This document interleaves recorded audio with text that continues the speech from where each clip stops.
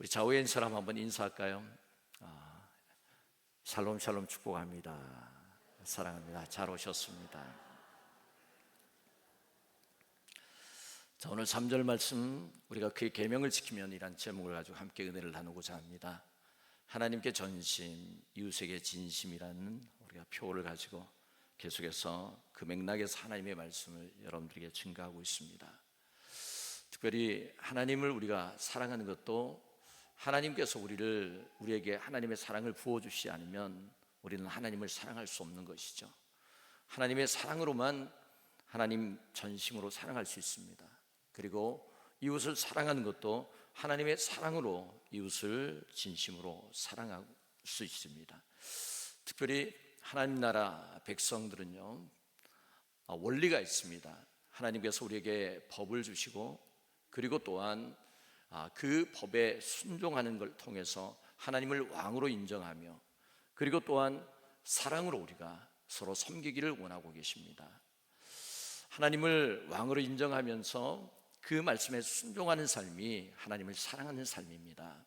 그리고 또한 이웃을 내 몸같이 사랑하는 이것은 우리가 이제 아담이 잠든 사이에 하나님께서 갈비뼈를 뽑아서 여자를 만드시고 데리고 오셨을 때에, 그때에 이 아담이 고백한 내용이 있습니다. 내 뼈 중에 뼈요, 살 중에 살이다 그랬습니다. 결국 뭐냐면 여자가 내 몸에서 갈비뼈를 통해서 이제 만들어졌으니까 너는 나다라는 것입니다. 그래서 우리 옆 사람도 이렇게 이야기 한번 해봅시다. 너는 접니다. 나다라는 그런 교만한 말은 안 되니까, 한번 해보십시다. 시작. 당신은 접니다. 네, 제가 너는 접니다 이렇게 하니까 좀 이상하네요. 그러니까 당신은 접니다. 네, 그렇습니다. 그러니까 여러분이 가정의 원리가 그렇습니다.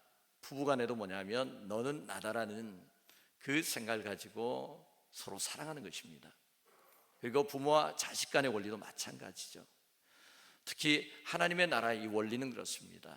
너는 나다라는 그 인식을 가지고 서로 사랑하는 삶을 살아가는 것입니다.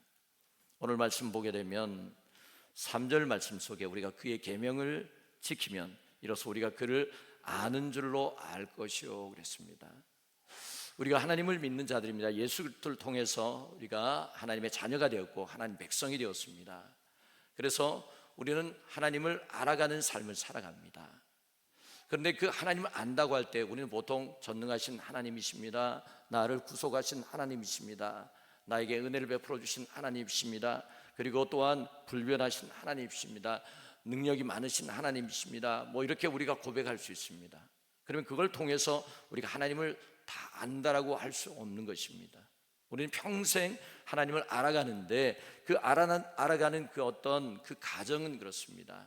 말씀을 통해서, 그리고 기도를 통해서, 그분과 친밀한 교제를 통해서 하나님을 점점 알아가는 것입니다. 특별히 계명을 지키면서 이제 하나님이 우리 아버지 되시고, 그리고 우리의 왕 되시고 우리의 주인 되심을 이제 알아가면서 우리가 고백하는 것이죠. 근데 4절 말씀 속에 보면 그를 아노라 하고 그의 계명을 지키지 아니한 자는 그랬습니다. 하나님을 안다고는 고백하는데 그의 계명을 지키지 아니한 자는 거짓말한 자다, 그렇게 말씀을 합니다. 그리고 진리가 그 속에 있지 아니하다, 그렇게 말씀을 합니다. 여러분, 이 거짓말의 속성, 이 사단의 속성이라고 할 수 있습니다. 우리가 요한복음 8장 44절 말씀을 가보겠습니다. 8장 44절에 보면 이렇게 말씀을 합니다. 예수님께서 하신 말씀인데 유대인들에게 이와 같이 말씀하시는 것입니다. 너희는 너희 아비 마귀에서 났으니 너희 아비의 욕심대로 너희도 행하고자 하느니라. 그는 처음부터 살인한 자요, 진리가 그 속에 없으므로. 여기 보면 진리가, 그러니까 하나님의 말씀이 그 속에 없다라는 것입니다. 그래서 진리에 서지 못하고 거짓을 말할 때마다 제 것으로 말하나니 이는 그가 거짓말쟁이요 거짓의 아비가 되었다라고 말씀을 하고 있습니다. 그러니까 이 거짓말하는 것은 이와 같이 사단의 속성이라고 할 수 있습니다. 그런데 유대인들은 사실 하나님께 선택받은 선민이라는 그 의식을 가지고 살아가는 사람들입니다. 그리고 율법을 나름대로 철저하게 지키려고 하는 사람들입니다. 그런데 예수님께서 이와 같이 말씀하십니다. 왜냐하면 예수님은 지금 메시아로 이곳에 왔습니다. 그리고 사람들에게 지금 진리의 말씀을 선포하고 있습니다. 그런데도 불구하고 이들은 그 말을 듣지 못하는 것입니다. 43절에 보면 어찌하여 내 말을 깨닫지 못하냐, 이는 내 말을 들을 줄 알지 못함이라, 그렇게 말씀을 합니다. 그리고 45절에는 내가 진리를 말함으로 너희가 나를 믿지 아니한도다, 그렇게 말씀을 합니다. 분명히 예수님께서 진리를 말씀하시는데 하나님의 백성이라면, 예수님을 메시아로 인정한다면 그 진리의 말씀을 들어야 되고, 그리고 그 말씀을 깨달을 수 있어야 되는 것입니다. 그래야만이 그 예수 그리스도를 믿을 수 있는 것입니다. 자, 그런데 지금 유대인들이 깨닫지 못하는 것입니다. 그리고 55절 말씀을 보게 되면 요한복음 8장 55절에 너희는 그를 알지 못하되 나는 아노니 만일 내가 알지 못한다면 나도 너희같이 거짓말쟁이가 되리라. 나는 그를 알고 또 그의 말씀을 지키노라. 그러니까 하나님을 안다고 하면 분명히 그의 계명을 지켜야 된다는 것이죠. 그의 말씀을 지켜야 된다는 것입니다. 그러면 그를 안다는 것이죠. 오늘 본문 속에서도 그와 같은 말씀을 하고 있습니다. 그를 아노라고, 그의 계명을 지키면 아는 줄로 안다는 것이죠. 그리고 아노라고 그의 계명을 지키지 아니하면 진리가 그 속에 있지 아니하되, 누구든지 그의 말씀을 지키는 자는 하나님의 사랑이 참으로 그 속에서 온전하게 되었노니 이로써 우리가 그의 안에 있는 줄 아노라고 그랬습니다. 그러니까 하나님을 사랑하는 자, 그의 계명을 지키는 자는 그 속에 또한 진리의 말씀이 있다는 것입니다. 요한복음 14장 21절과 23절 말씀을 보게 되면 나의 계명을 가지고 지키는 자라야 나를 사랑하는 자니 그랬습니다. 그러니까 하나님의 계명을 지키는 자가 하나님을 사랑하는 자인데, 그런데 또한 우리가 명심해야 될 것은 마음속에 진리의 말씀이 그 속에 있을 때만이 하나님을 사랑할 수 있다는 것입니다. 그럼 요한복음 지금 우리가 8장 지금 44절을 읽었습니다. 37절 말씀을 보시면 나도 너희가 아브라함의 자손인 줄 아노라 그러나 내 말이 너희 안에 있을 곳이 없으므로, 예수님께서 지금 진리의 말씀을 선포하고 계시는데, 그런데 이 유대인들이 하나님의 말씀을 그 마음속에 받아들이지 않습니다. 받아들일 수가 없는 것입니다. 왜냐하면 그들의 마음속에 지금 탐욕이라든가 방탕이라든가 기타 다른 어떤 하나님을 사랑하는 것 외에 자기 자신을 사랑하는 것, 그리고 탐욕의 대상이 그 마음속에 가득 자리 잡고 있기 때문에 그렇습니다. 그래서 예수님을 죽이려고 한다는 것입니다. 여러분, 죽이려고 하는 삶이 예수님을 사랑하는 삶입니까? 아니라는 것이죠. 그리고 5장 38절도 마찬가지입니다. 여기에서도 동일하게 말씀을 하고 있는데 5장 38절 말씀을 보게 되면 그 말씀이 너희 속에 거하지 아니하니 이는 그가 보내신 이를 믿지 아니함이라고 그랬습니다. 하나님의 말씀이 그 속에 없으면, 그러면 계명을 지킬 수가 없고, 또한 하나님의 사랑이 그 속에 없습니다. 그리고 하나님의 사랑이 없는데 이와 같이 하나님을 사랑할 수 있겠냐, 그리고 믿을 수 있겠냐는 것입니다. 그리고 5장 그 뒤에 보면 41절 42절 말씀 보게 되면 나는 사람에게 영광을 취하지 아니하노라. 이 말씀은 내가 사람에게 높임을 받으려고 하지 않는다는 것입니다. 그러나 42절에 보면 다만 하나님을 사랑하는 것이 너희 속에 없음을 알았노라고 그랬습니다. 그러니까 유대인들 마음속에는 하나님을 사랑하는 마음이 없다라는 것이죠. 하나님을 사랑하는 마음이 없다라는 것은 진리가 그 속에 또 없다라는 말씀이에요. 하나님의 말씀이 그 속에 없는 것입니다. 그러니까 하나님을 믿지 못하죠. 하나님을 믿지 않는 자가 어떻게 하나님을 사랑할 수 있고, 하나님을 사랑하지 않는 자가 어떻게 그의 계명을 지킬 수 있냐는 것이죠. 그리고 자기가 높임 받으려고 한다는 것입니다. 그래서 요한복음 5장 44절에 보면 너희가 서로 영광을 취하고 유일하신 하나님께로부터 오는 영광 구하지 아니하니 어찌 나를 믿을 수 있느냐. 너희가 서로 영광을 취한다는 것, 서로가 높임 받으려고 한다는 것입니다. 하나님을 높여야 되는데 하나님을 높이지 아니하고 자기가 높임을 받으려고 한다는 것입니다. 우리가 자주 찾아보는 말씀 누가복음 16장에 보면 이란 말씀이 14절 말씀 속에 보면 바리새인들은 돈을 좋아하는 자라고 그랬습니다. 그러니까 이 바리새인들은 돈을 좋아한다는 것은 돈을 사랑한다는 것이죠. 그러면 돈을 사랑한다는 것은 결국 그 마음 속에는 하나님에 대한 사랑이 없다는 것입니다. 그래서 13절에 보면 지바인이 두 주인을 섬길 수 없나니 혹 이를 미워하고 저를 사랑하거나 혹 이를 중히 여기고 저를 경히 여길 것입니다. 그러니까 하나님을 사랑한 자는 돈을 사랑할 수가 없고 돈을 사랑한 자는 이와 같이 하나님을 사랑할 수 없다는 것입니다. 두 가지를 함께 할 수 없다라고 말씀을 하고 있습니다. 그래서 바리새인 서기관들 유대인들 마음속에는 하나님을 사랑하는 마음이 없습니다. 하나님에 대한 믿음도 없습니다. 그래서 마태복음 23장 23절에 보게 되면 정의와 긍휼과 믿음을 버렸다라고 말씀을 하고 있습니다. 자, 이런 자가 하나님의 계명을 열심히 지킨다고 합니다. 율법을 철저히 지킨다고 합니다. 그렇지만 하나님은 그 중심을 보시고 그들이 지키는 그 지킴은 진정한 지킴이 아니라는 것이죠. 그래서 오늘 본문 속에 있는 것처럼 그를 아노라 하면서 그의 계명을 지키지 아니한 자는 거짓말한 자라, 진리가 그 속에 있지 아니하되 누구든지 그의 말씀을 지키는 자는 하나님의 사랑이 그 참으로 그 속에서 온전하게 되었다, 그렇게 말씀을 지금 하고 있는 것입니다. 자, 여기서 이와 같이 하나님을 사랑한 자는 그 마음속에 하나님의 말씀이 있고 진리가 그 속에 있는 것입니다. 그리고 또한 그 마음속에 하나님에 대한 믿음이 있는 것입니다. 그래서 그 계명에 대해서 순종하는 삶을 살아가는 것이죠. 그 계명을 지키는 삶을 살아가는 것입니다. 자, 그런데 지금 유대인들, 특히 서기관과 바리새인들은 자기가 대접을 받고자 합니다. 자기가 높임을 받고자 합니다. 그리고 또한 그들은 교만한 자입니다. 그리고 자기들은 의롭다 여기는 자입니다. 그래서 누가 보게 되면 이 바리새인과 이 세리가 함께 기도하는 그런 장면에서 이 바리새인들은 두 손을 들고 하나님 앞에 자랑하면서 기도를 합니다. 그런데 세리는 눈을 들지 못하고 저 뒤편에서 죄인이라고 고백하면서 불쌍히 여겨달라 그렇게 기도합니다. 근데 하나님께서 누구를 의롭다 여기셨냐 하면 바로 세리를 의롭다 하셨습니다. 이 바리새인들은 자기는 의인이라고 생각하는 것입니다. 교만한 것입니다. 요한일서 우리가 1장으로 가보면 1장 8절 말씀 속에 보면 만일 우리가 죄가 없다고 말하면 스스로 속이고 또 진리가 우리 속에 있지 아니할 것이요 그랬습니다.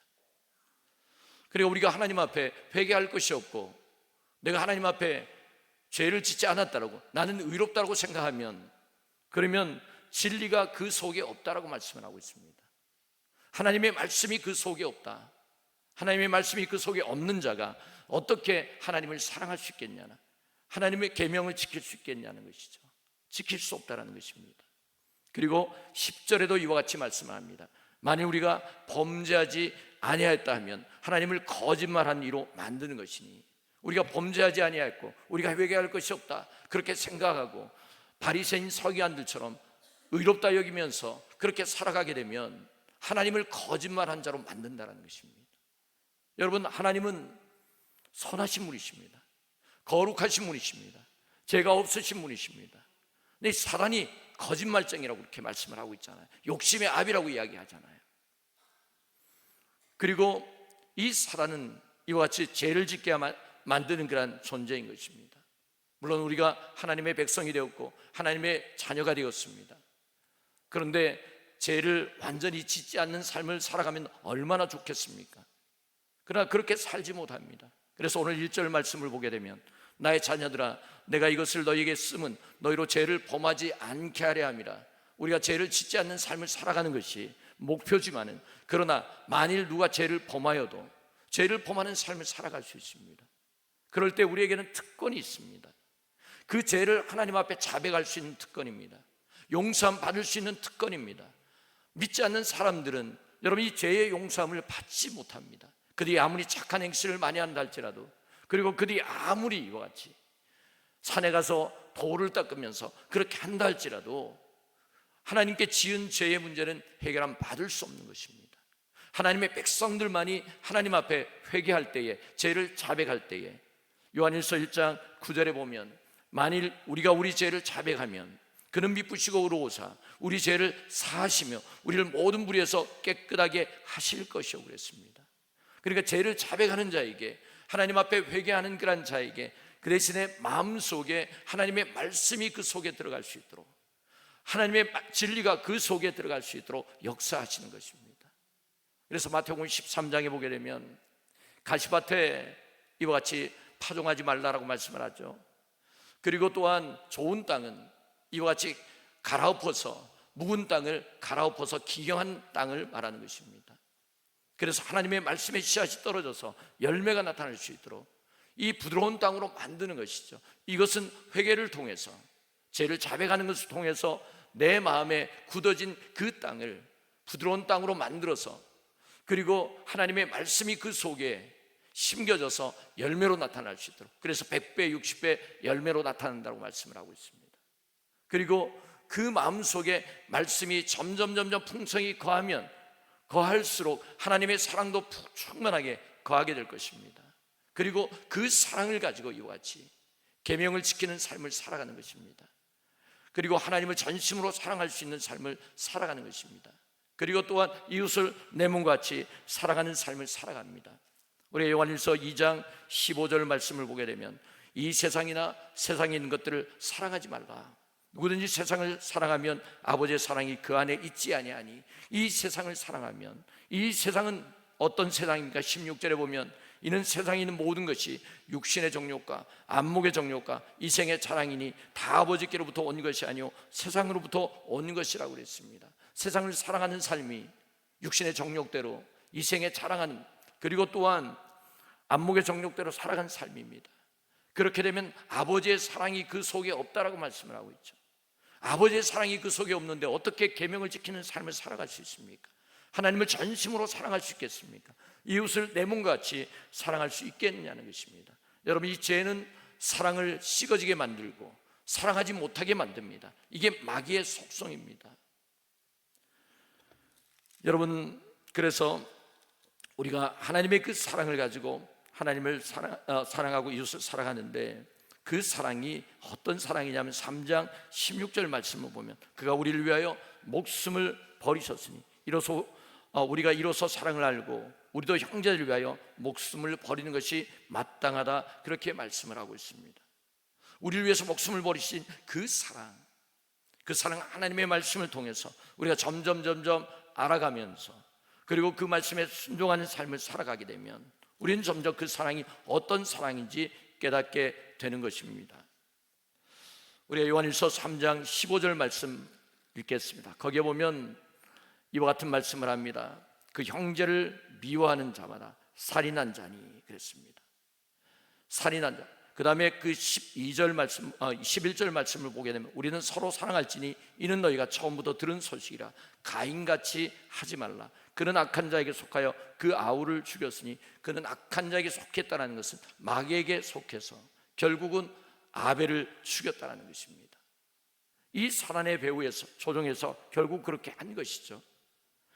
그러니까 하나님의 그 사랑이 그 속에 없으면, 하나님의 말씀이 그 속에 없으면, 그리고 성령께서 그 마음속에서 역사하지 아니하면 이와 같이 미워하는 삶을 살아갈 수밖에 없습니다.